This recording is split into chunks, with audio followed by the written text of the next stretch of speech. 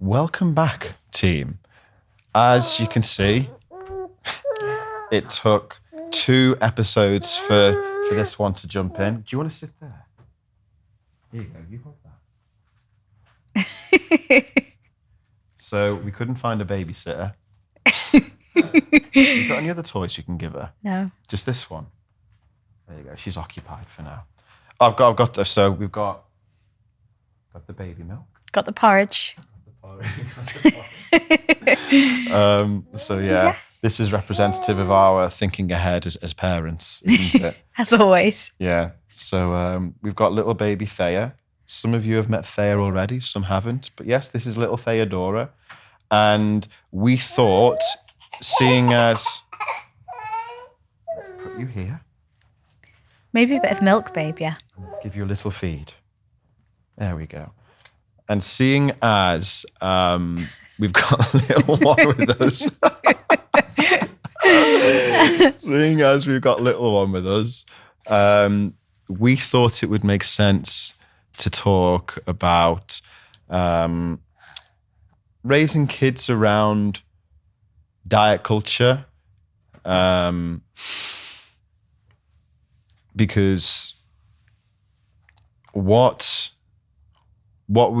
how we're raised and what we are raised to value is not just indicative of who we are and how we are as adults, but it's everything as to who we are and how we are as adults. I think also one thing that I'll say is that this isn't a bloody parenting class either. I don't profess to be we don't know a that parenting much. expert. Yeah, we don't, as you can tell, we don't know that much. We're still very much learning.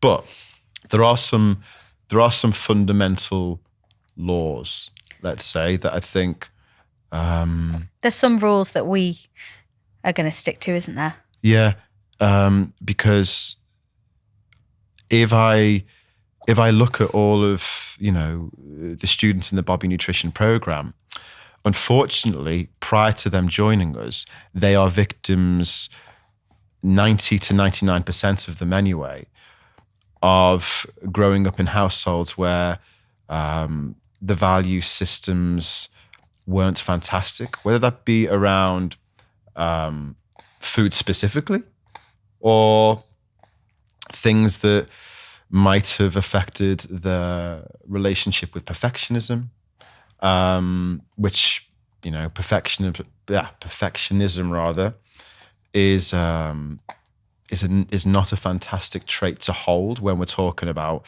food and body image. So we'll go into things like that. So the theory behind how we're going to raise baby, or some of the things that we're going to try to stick to, with some stuff we already do with Louie.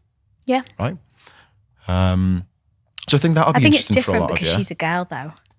Yeah. It makes things, having a boy and a girl, I think it is a big difference, isn't it, of how we're going to... We discussed this last week. The data is abundantly clear that the effects of diet culture on females as opposed to males, it's incomparable. I think women, 80+% of women struggle with body image at some point or another in their lives, whereas with men, I think it's between 20 and 30%. So yeah, what's she doing? Oh, sorry. Do you want a wipe? We need some wipes. Yeah. Right, do you want to now? Should I give you some porridge? Yeah. Can you pass me the porridge? I know what you're thinking, guys. Quality content. This is real life, though. It is real life. This is what it's all about. This is first for the studio. Is it? Yeah. Nice. And what else did we want to touch on, babe? Well, yeah, so our rules for baby and our values for her. Yeah. How we're going to raise her. Yeah. And then we'll talk a bit about body image and how I felt being pregnant, how I felt after the pregnancy with my body image. Because I think that's a big struggle for a lot of women. And then we've just got a couple of questions from from TikTok, things that people have asked you that you can maybe answer today. Oh, and I think on that point as well, you know, all, you know, the typical stuff, God, get off. Subscribe, comment, and like. If you're watching this on the YouTube channel, if you're listening to it on Spotify, of course, follow, I think is the terminology we use there. There we go. But a big thank you on that, because I only launched the YouTube channel for the first podcast. Not last week, the week before. So the feedback that we've got has been really, really positive. I'm going to try and keep it like this. Not ideally with baby in every single one, but we are. We're going to talk about things that we're experiencing on a daily basis and what have you, and what I experience with the clients and the questions that we're getting in. So the more questions we get from you guys, the more comments we get, the more that we've got to work with moving forward, you know? Cool. All right, shall we crack on? How do we want to start, babe? So, well, I guess just talk about baby, what we're going to do with her. Well, I think a good place to start then on that is that I did a TikTok video, didn't I? Mm-hmm. And I've said this as well. I think I did an email last week sort of saying, you know, like, subscribe to the channel and that type of thing. And what I said in there was that this is great for me because I'm a babbler. So I can just go on and on and on. So YouTube's perfect for me. So whilst TikTok, you know, we're, I think, 170,000+ followers on TikTok now. Whilst that's nice, I can't really roam free on that.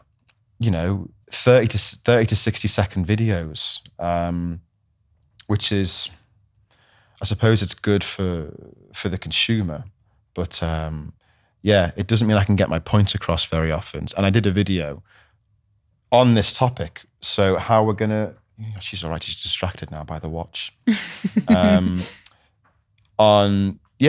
Just some bullet points as to how we plan to raise baby Thea. And some of the comments we got back were quite negative. Understandably, because they were from women who, from what I could tell, had, you know, raised kids maybe into adulthood, 2 or 3 kids, you know, so it was very much of the case of, oh, you know, come back when you know what you're talking about, come back when you're finished, yeah, which I get. But again, it is theory, you know. We're not going to get everything right as well. So what we're going to try to implement with baby is, do you want to sit here now? Yeah, you go there. There we are.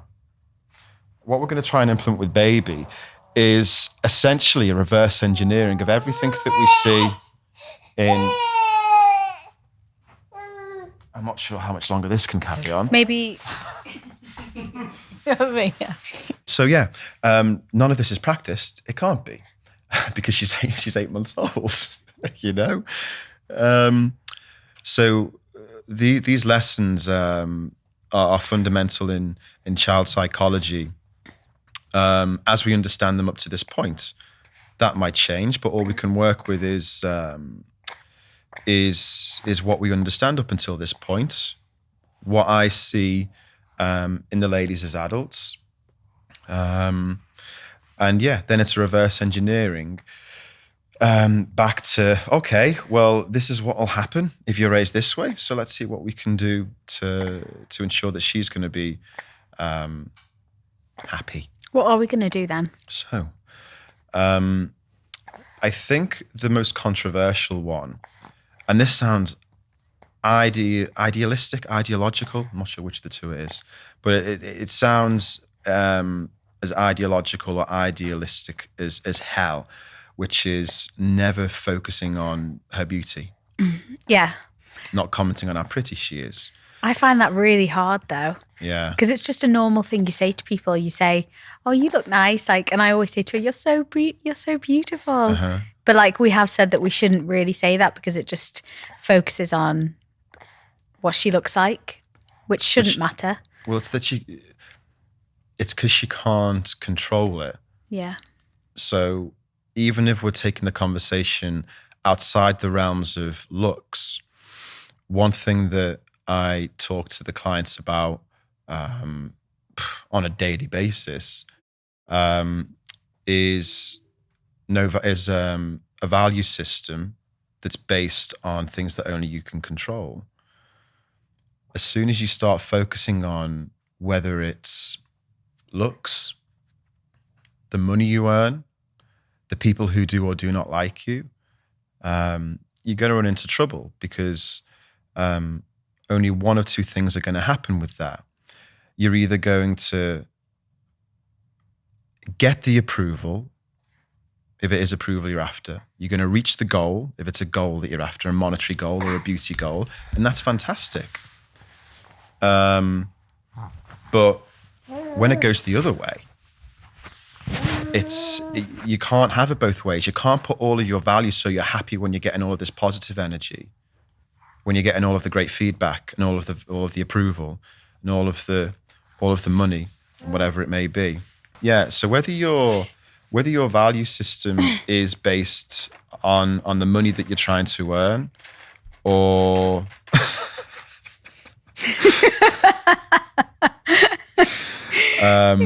or the love that you're trying to get based on what you look like, it's great when it comes, but then you can't have it both ways. Because if you unconsciously put your value in it, when the good stuff is there, it's also going to feel just as bad when it's taken away from you as well. So can't you play with like the quieter one? Yeah, that's a lot. I'm so glad you brought a really quiet toy for her to play with. Yeah, stick to that one.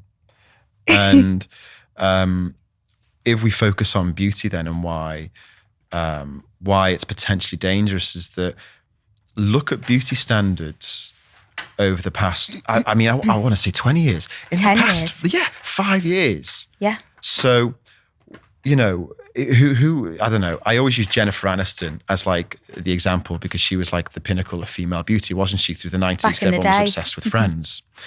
And then if we then just move to the 2000s, so, less than 10 years, it's all about having the big booty. I remember when Jennifer Lopez was big. On the scene, not big.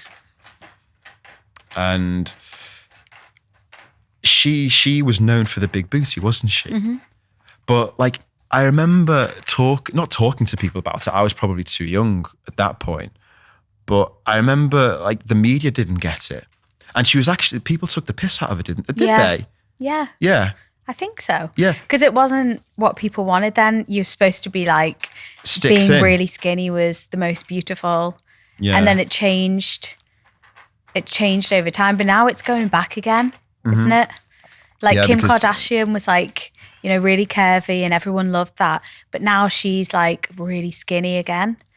Is she? I don't really know. She's like skinny and blonde. Yeah. She's completely different to how she was 6-7 years ago. And there's also the really big point at the moment. So there's the New York Times. Oh yeah. That did the article on heroin chic has come heroin back. Heroin chic, yeah. I'm not sure what. Of course, the lashback has been crazy from the likes of myself and other people in this sector of the industry. I'm not sure if they've done anything about it or they've taken it down. I doubt it. I've got no idea. But yeah, so you had Jennifer Aniston, and so that was the pinnacle of female beauty, wasn't it, at the time? Yeah. At least in terms of what I was exposed to. And then we fast forward to the Kardashians becoming the next big thing, and it was all about having the big booty. And now people have, bum implants. They're very popular, aren't they, these days? Mm-hmm.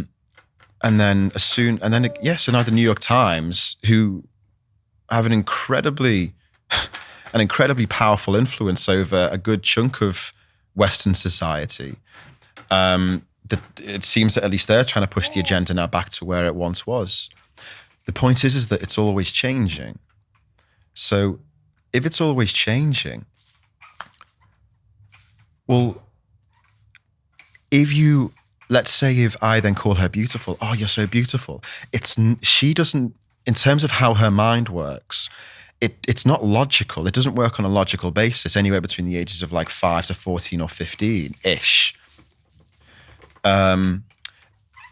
Children learn through how they are made to feel. So all she feels is approval at that point because she's beautiful. But beauty changes. So what that means is that, okay, beauty equals approval. But so if I want approval, I need to keep reaching this arbitrary standard of beauty. You are beautiful though, aren't you? She has a beautiful soul. She has a beautiful soul. But that's the kind of thing that we can, we might not say we're going to compliment her looks all the time, but it doesn't mean we're not going to compliment her. We compliment Louis all the time. We compliment his kindness. Well, Louis, what did Louis just win? Oh, he's a Pook at school. Yeah, he's a Pook Award. So what that stands for is it's POOC, Person of Outstanding Character. And yeah, we said that's... it's better than any grade, isn't it? Yeah, we tried to make a conscious effort. As I'm talking, it's really hard to not sound like a pretentious prick as we're giving this advice. You know what I mean? It is what it is. But what we try to instill with Louis is something that I learned too late in life, but is arguably the most passionate part of what I talk about, which is values. But within values, making sure that they're not outcome driven. So they're not goal driven, so money, looks, whatever. And you come up with a value list, which is going to be based around only things that you can control, which is how you react to situations, your perception of situations, the effort that you put into situations, because that is all that you can control. The problem that we have, the battle that we have is that does it actually slot in? Yeah, it kind of sticks down like suction. Is it? Yeah. Am I just really weak? Yes. There we go. There you go, sweetheart. The problem that we kind of have with that, I think, is that while society is slowly starting to catch up with the likes of the school that's doing the Pook Award, which is awesome, they're awarding character, not results. Yeah. But when I was in school, it was very, very different. Yeah. Especially the school you were in. Yeah. That was probably different it was probably a lot more results driven than most schools. Yeah. Let's talk about that one day, because I talk about that quite frequently. I don't like pointing the finger because that's not what any of this is ever about. But you do have to understand why things turned you into who you are, But I think a big problem with this is that some of the world is kind of catching up still. So the world does reward trauma. Dr. Gabor Mate speaks about this in all the time in his recent podcast on Diary of a CEO. His podcast appearance rather, where he says we reward trauma, and we do, because what I say to the ladies all the time is the trauma that drives your negative relationship with food is the same trauma that drives other so-called successes in your life, because you might have been brought up in a household where results are extremely important. And what that can then create is this idea that I'm only worth anything if I get these results. Yeah. Is it complicated, Angel? Turn the page for her, Rob. Turn the page. Yeah, she loves mirrors, doesn't she? Yeah, she does. Oh my God.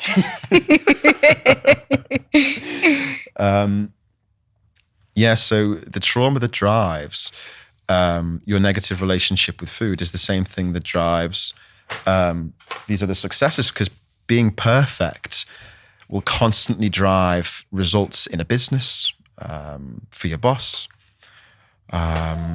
maybe even beauty standards. You're not tired again, are you?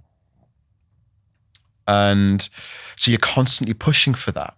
So the thing is that externally you're receiving reward, when internally that's where the only reward can actually come in the end. So on the surface, society is rewarding these things with job promotions and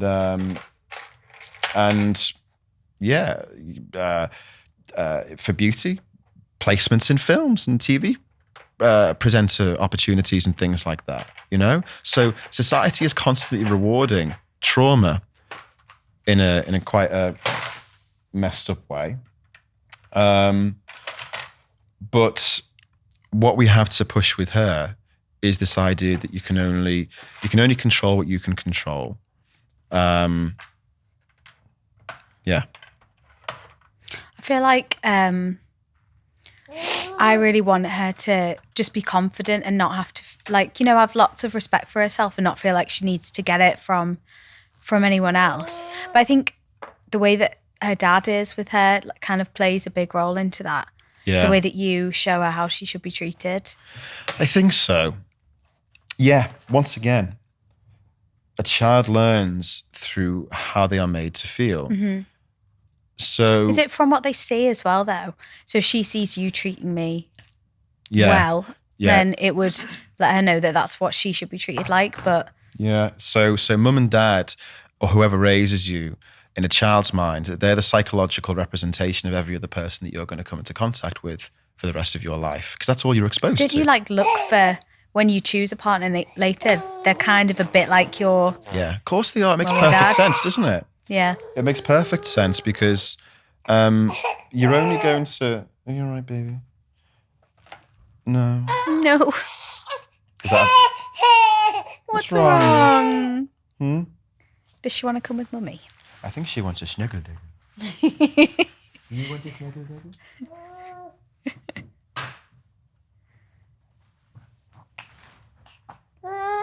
Mummy.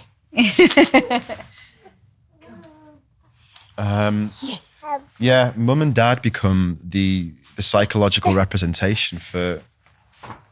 Where did I pull that from?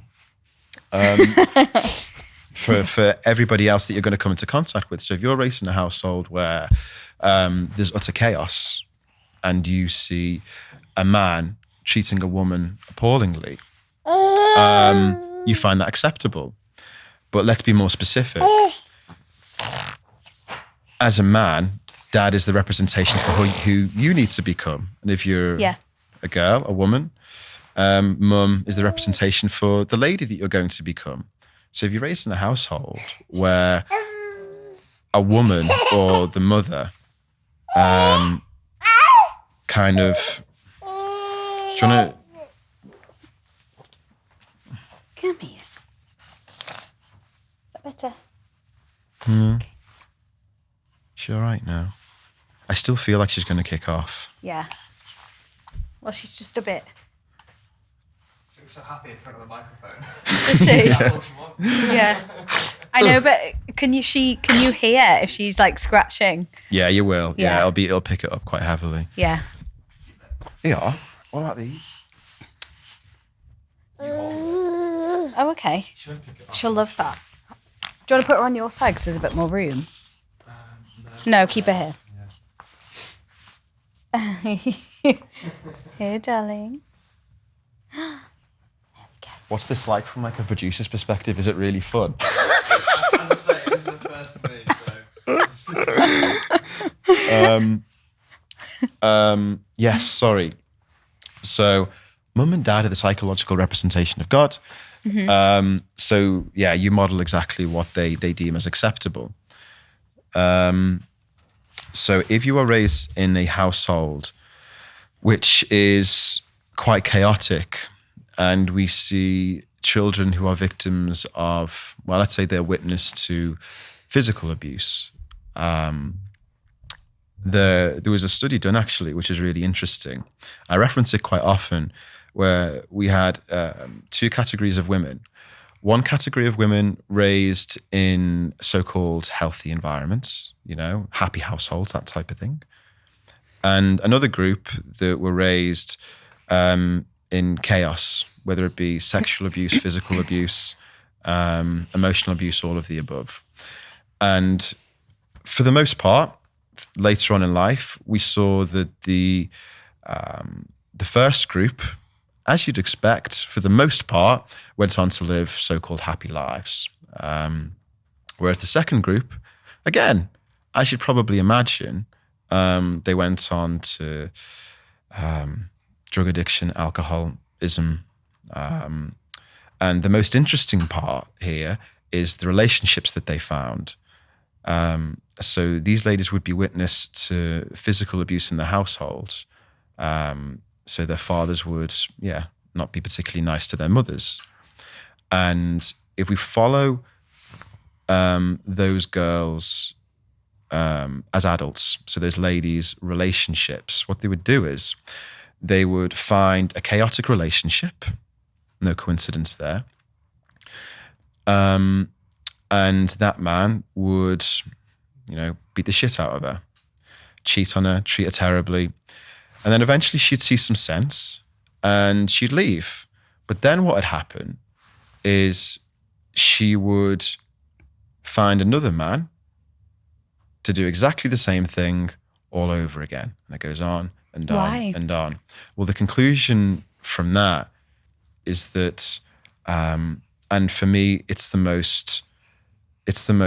biggest travesty in human psychology, which is not only do we accept how we believe we deserve to be treated, we'll actually seek it out. Mm-hmm. This is what we call emotional addiction. So when you're addicted to receiving a certain type of emotion, whether positive or negative, even if it's an extremely negative emotion, you are addicted to that chaos. And this is why, we see cases where, nice guys finish last and they're boring. It's because neurochemically they are.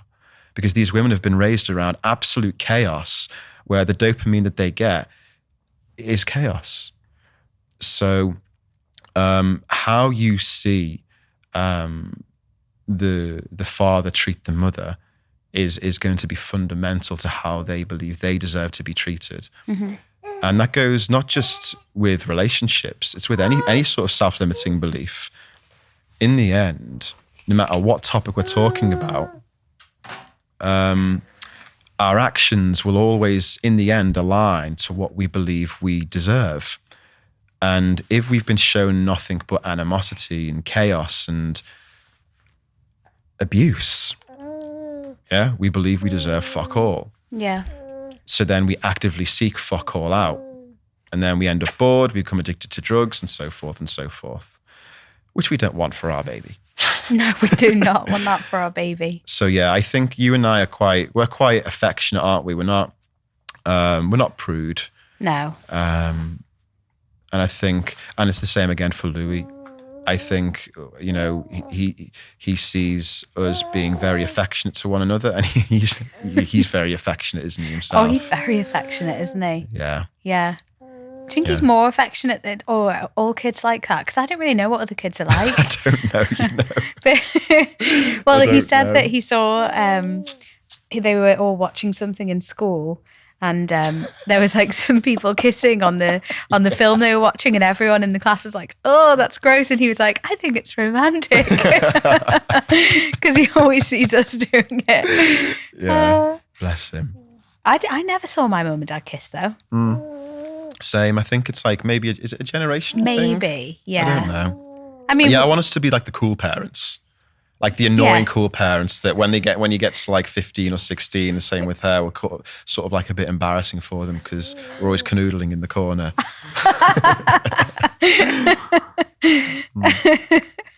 Yeah. Is she okay? she's all right. Oh, it's going to go everywhere. I know. Well, I know. I'm trying. Oh, she's sorry, mate. We will clean the couches afterwards. She hasn't actually spilled anything. No, she's all right. She's been good. She's been very good. Yeah, she's been good. What about baby had to come into the world? Yeah. And I know you struggled. Yeah, I did. What did you struggle with? I think... This is when I'm going to psychoanalyze the shit out of you. I know, that's why I'm smiling, because I know what's coming.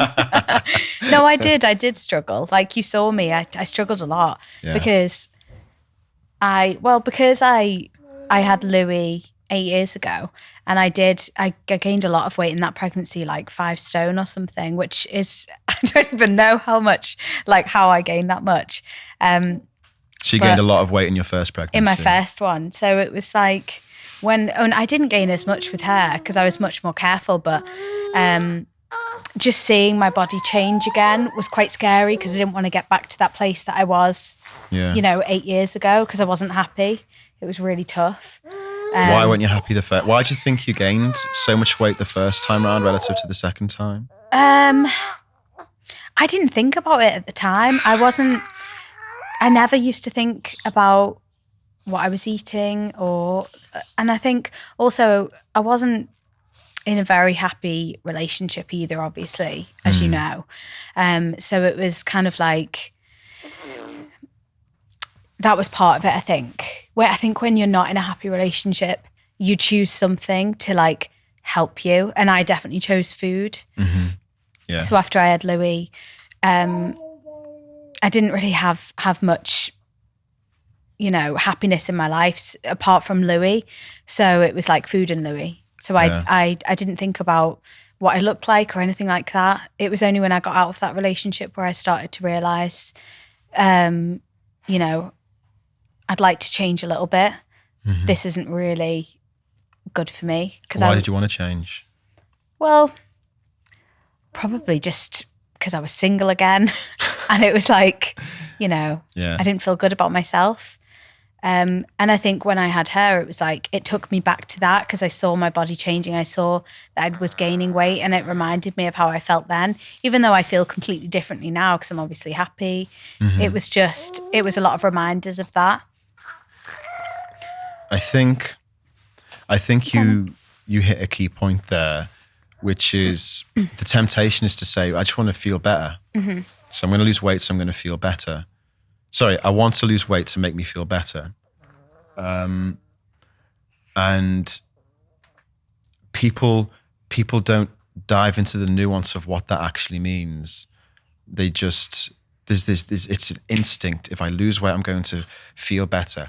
If I'm being completely honest with myself, it's my instinctive reaction as well. It's only because I'm aware of this relationship to this that I'm able to try and call myself out on it and catch myself. When I think about it, I'm like, I didn't lose weight and feel better because I had lost weight.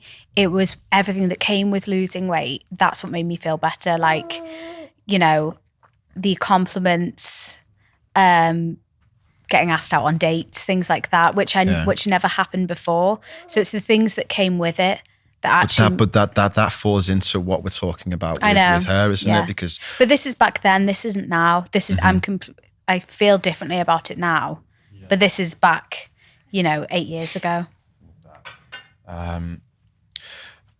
So do you think at that point you were in a place where external approval was important to you? Very, very. Why? Well, because I'd never really gotten a lot of attention or anything like that. And then as soon as I started losing weight, that started coming. So I'd get compliments more and it made me feel good. So I'd like keep doing it for that, basically. Yeah. So we want to take this now to the neurochemical place. You're essentially getting a dopamine hit. I remember when I was single as well. This is the danger with dating apps. Like my mood would be dictated on whether I got any positive feedback off a fucking dating app or not.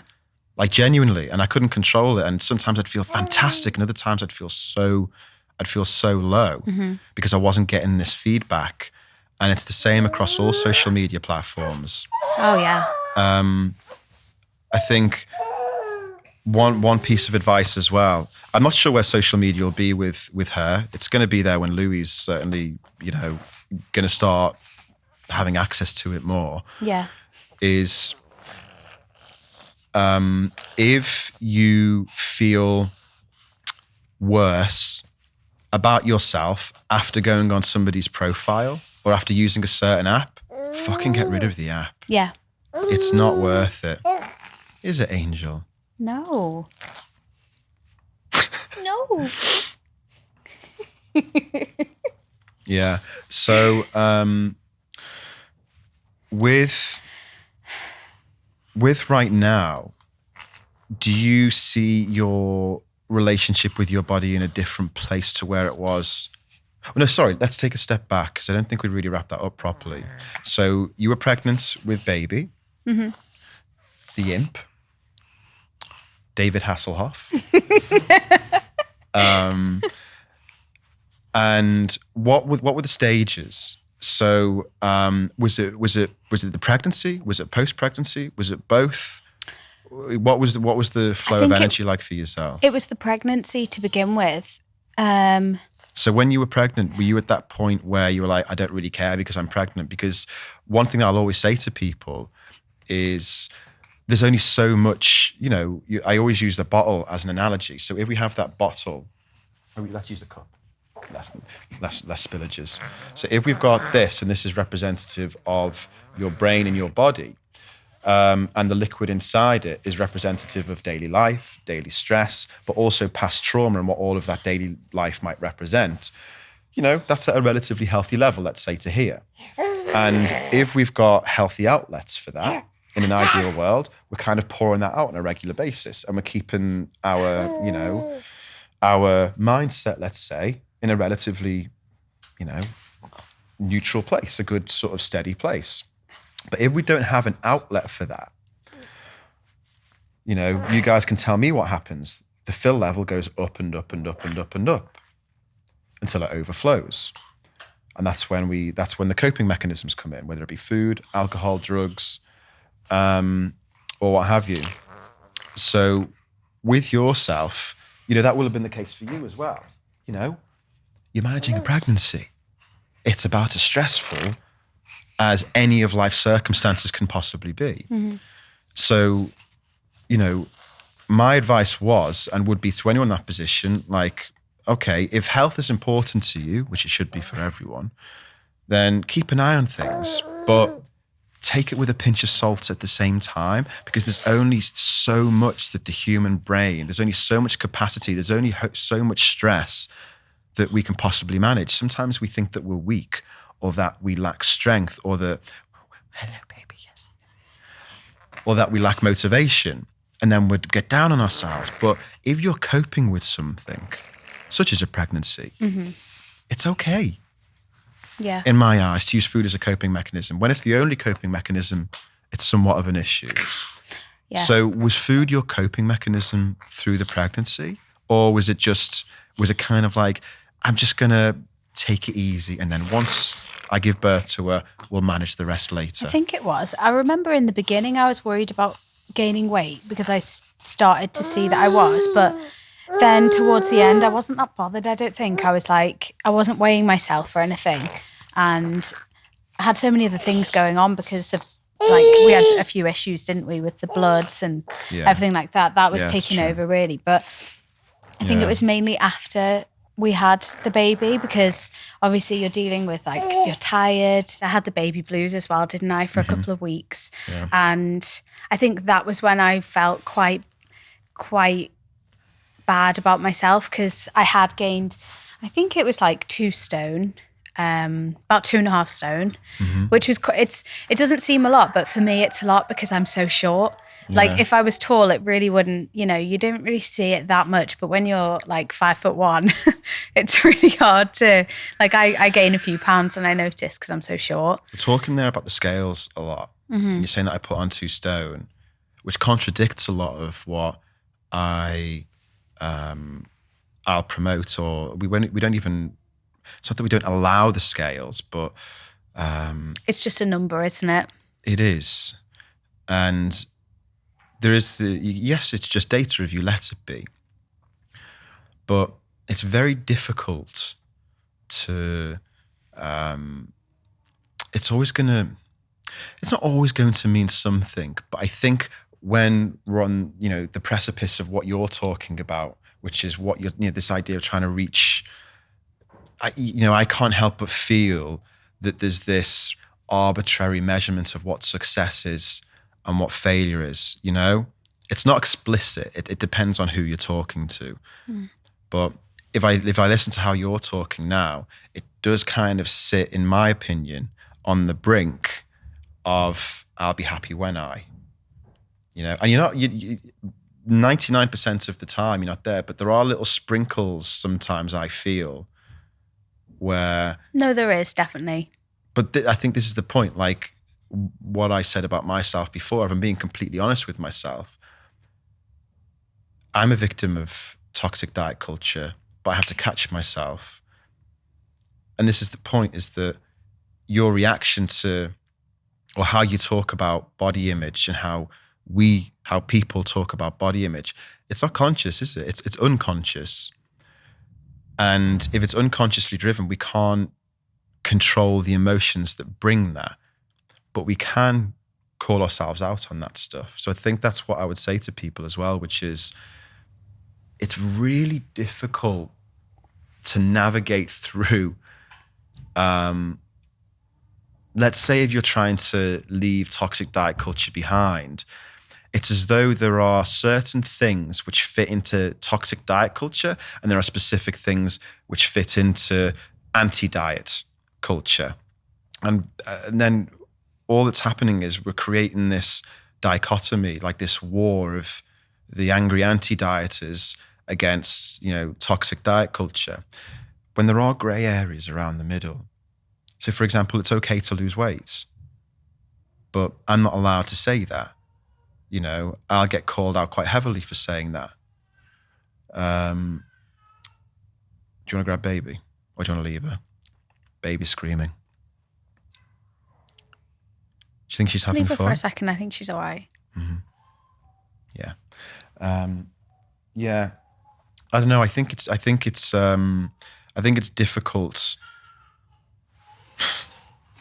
We've brought baby back in. Will you please be quiet just for the last 5 minutes? No, I will not. Put her on the floor. As long as she doesn't destroy one of the cameras, she'll be good. She's going to crawl off to the wires there. Yeah, we can just go and run after her. Oh, I know. There you go, Baba. Play with the toxic plant. So cool. All right. I didn't realize how long we've been talking about that for. We need to get into some questions, don't we? Yeah, I've got a couple of questions before we wrap up. So I'll try and do this from in a TikTok. few minutes. Yeah. Okay. So after so many years of trying diets, how do I find one that works? Oh. Trying different diets. Yeah. Well, my instinctive advice would always be stop dieting. But what does that mean? People say that all the time, stop dieting. And you might have heard me say that, but that's because there's only so many bloody characters you can put in a comment. But yeah, you need to stop dieting and what dieting represents. And that doesn't mean that you shouldn't lose weight. Dieting means different things to different people.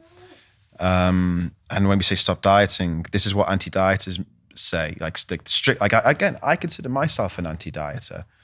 But there are many angry anti-dieters who will say that if you lose weight, it means that you're fat phobic. When you could be losing weight for health reasons, you could be losing weight because it's if you want to play a certain sport, you can function better and perform better at that sport. Weight doesn't have to be about appearance. And that's where we come at it from. That's where I come at it from, which is if you've tried dieting, this is if you consider yourself an emotional eater.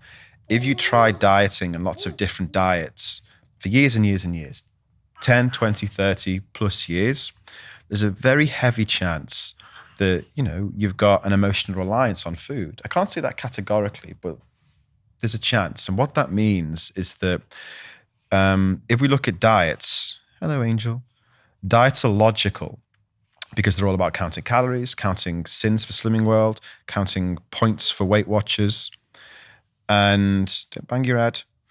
And that works for a lot of people who don't have an emotional reliance on food. Remember, we've got different sectors to the brain. We've got the emotional sector and we've got our logical sector. So if that emotional sector isn't, absolutely, wholeheartedly reliant on food to cope with things that you haven't yet addressed, then everything, a diet might work for you. But for people who we work with, and probably the audience of this podcast, those diets won't work for you because you do have an emotional reliance on food. So then when it comes to dieting, this is where I would say stop dieting, because that that methodology isn't working for you. The proof's in the pudding. So what we need to instead do is stop focusing on weight loss and focus on why there is this unconscious relationship with food to begin with. Once you manage the trauma that drives your negative relationship with food, then, well, you don't rely on food. If you eat less food, you lose weight. So the way that we have to approach it is that weight needs to become the byproduct of a much, much deeper journey. And I think that's the same for everything as well. It's not just weight, but that would be my answer to that question. Yeah. And all in all, stop dieting. Yeah. How do I stop binge eating is another one. Similar answer. Yeah, similar. And also, let's be clear as well, because there are specific definitions for these. So binge eating, we can't misconstrue with overeating, because binge eating is the uncontrollable urge and, an impossibility to stop. Yeah. And this is when we were in the realms of, eating disorder territory. Whereas disordered eating, you could have disordered eating tendencies, which isn't an eating disorder. And this is where you will overeat in certain circumstances more often than we would really like. So we have to be clear, first of all. So I am not qualified to even though I'll have my opinions, I'm not qualified and certainly not here to give discuss advice. Binge eating. Yeah. But when it comes to overeating or using food as a coping mechanism, the team would be great at this, because I always say this is what they're better at than me. Because in the moment, I'm better at going back and analysing the past to see how it's manifested now, to understand why we do what we do. What the team are fantastic at and better than me at is tools for managing the now. Yeah. But the power of the pause is always the most effective, and how we can ask deeper questions of ourselves in that pause. So you're going to get it wrong. Do you mean first. if someone is about to, Yes. let's not say binge eat, but let's say if someone's about to, eat more than Yeah. they need to or whatever, Yeah. then that's what you would do, the pause. So stop. First few times you do that, you're going to get it wrong. You're going to have eaten the cookie, eaten the tub of Ben & Jerry's, and then you're going to kick yourself, because if I know you well enough, you're the type of person who will beat themselves up every time they get something wrong. But it's okay, because we're learning. A few times in, you will get it and you'll catch yourself.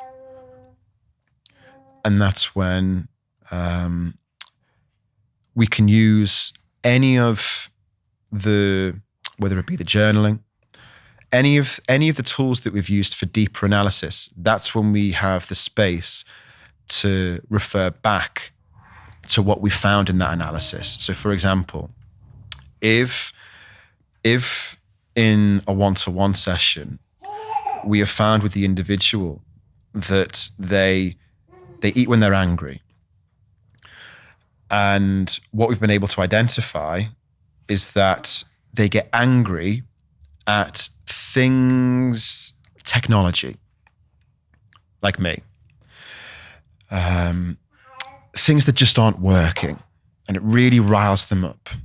What we're able to find with that individual, perhaps, is that they're not angry at the bottle that doesn't come off, the cap that doesn't come off the bottle. They're not angry at the computer that's not working fast enough. They're angry because they don't feel heard. What's your little head? So then we're able to identify those patterns. So what that means is that they've got a higher potential to have an awareness to those present day situations in terms of how that past trauma has manifested. And when they have that awareness, then they have the power to stop for a second and ask themselves, what am I angry at? What am I feeling right now? She's off. And so forth and so forth. So it depends on the circumstance, but it's a combination of spending some time understanding your past more and practice with the present day, because you're going to get it wrong. What's the difference then between, let's say, when you genuinely just want to eat a whole tub of Ben and Jerry's? Like, that's fine, isn't it? It is fine to do. It depends. So what's the difference in when it's right and when it's not right? Exactly. It depends. So, and I wouldn't use the term when it's right or when it's wrong. This is the problem, you see, because I'll do it, right? So when I've had a stressful day, I'm going to order a Domino's. It's okay to use food as a coping mechanism. Where are you? You okay, Angel? Go back to Daddy. Go on. It's okay to use food as a coping mechanism. It's just not okay when it's your only coping mechanism. Yeah. So if it's constantly, you're regurgitating the same patterns over and over again, it doesn't have to be food. It can be anything. Is her head safe? Overeating is okay. That's the point. So I wouldn't say it's right or wrong. It's when it keeps happening that we need to ask some deeper questions. She's after Jacob. She is. She's smiling at you.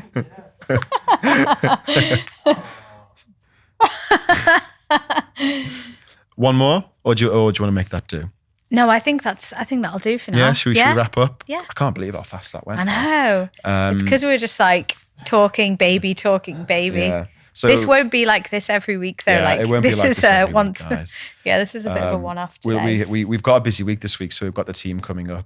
So we're going to do an internal workshop, which is very exciting. So all the coaches are coming here. We're gonna get all the coaches together. Yeah, this is the first time Wednesday. as well, isn't it, that everyone's been together? Yeah, the first time that the whole team have been together. Apart from in the same Alice, room. she's in Australia, so she can't come. But everyone else. Yeah, so we're really excited. Really excited. We're going to do some fun stuff. We're going to do some serious stuff. Lots of eating. She's got a wire. So on that note, we after this we won't bring baby to the workshop. No. If we want to get work done, then no. But no. Thanks for tuning in, guys and gals. Bye from baby. Bye from baby. Yeah. But remember, if you don't give us any comments, if you don't subscribe, if you don't give us any feedback, YouTube will say, well, this is a load of shit, and it won't show it to anyone. And we want it to be shown to people. So, if you like it, like the video, subscribe, and we'll catch up with you next time.